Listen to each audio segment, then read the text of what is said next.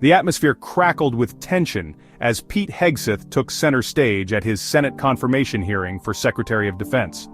Republicans praised Hegseth as a strong voice to revitalize the military, while Democrats raised concerns about his controversial past and qualifications. The hearing highlighted the deep partisan divide and the challenges facing a polarized nation. Throughout the heated back and forth of the hearing, Pete Hegseth, a man accustomed to the spotlight and the art of persuasion, remained largely unflappable. He delivered his opening statement with characteristic confidence, outlining a vision for the military that resonated with his conservative base. Central to his platform was a pledge to restore the warrior ethos, a phrase laden with implications and open to interpretation, yet undeniably potent in its emotional appeal. Hegseth, a veteran himself, spoke of the need to instill in the ranks a sense of pride, of unwavering commitment to mission, of a willingness to confront America's enemies with unflinching resolve. Beyond this call to rekindle a martial spirit, Hegseth outlined a series of concrete pledges aimed at bolstering America's military might. He spoke of the need to rebuild our military, a phrase echoing the campaign promises of the former president, suggesting a force depleted and in need of revitalization.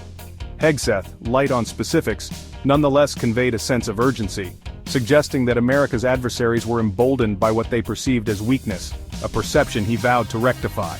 This rebuilding, he emphasized, would involve not just increased defense spending, but also a renewed focus on military readiness, on ensuring that America's armed forces were prepared to respond to any contingency anywhere in the world at a moment's notice.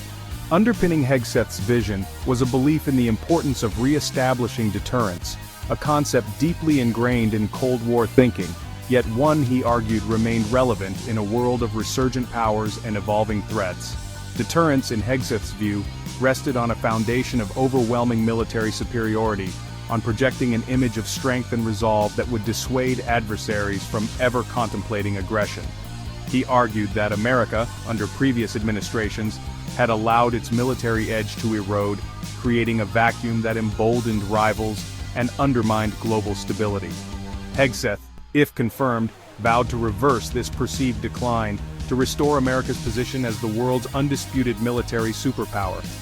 Central to Hegseth's vision was a call for a clear separation of politics from military matters, a principle he argued had been eroded in recent years. He pledged to restore the military's focus on its core mission, to fight and win wars, and to shield it from the vagaries of partisan politics. This pledge, while seemingly uncontroversial, was freighted with implications given Hegseth's own history of making politically charged statements and his close alignment with a particular ideological faction.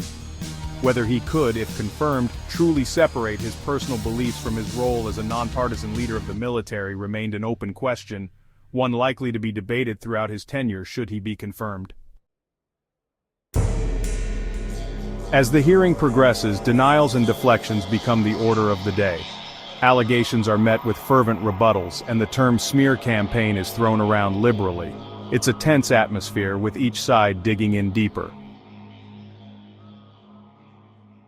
In a surprising twist, all eyes turn to Senator Ernst.